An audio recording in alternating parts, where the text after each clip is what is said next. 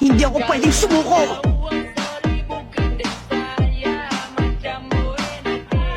Mamamatay ka kapag hindi ka sumuko.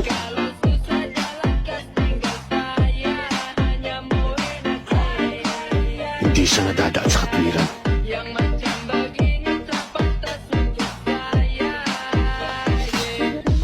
Ayoko na! Ako nang talo! Hindi naman kita pwedeng tuluyan kaya panalo ka na. Nauubusan na ako ng naiisip na parang para pasukuin ka. Makikipagsapalaran na lang ako sa susunod kong laban. Hindi ko matatanggap to! Ang daya! Dapat aregluhin natin ang maayos ang laban! Huwag ka basta susuko!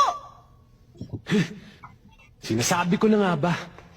Para sa bayang pare-areglo mo, kahit anong gawin ko, hindi ka naman susuko, di ba?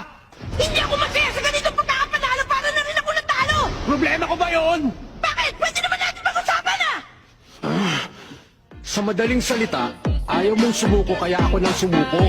Tapos na ang laban, pero ayaw pang tanggapin na ikaw ang nanalo.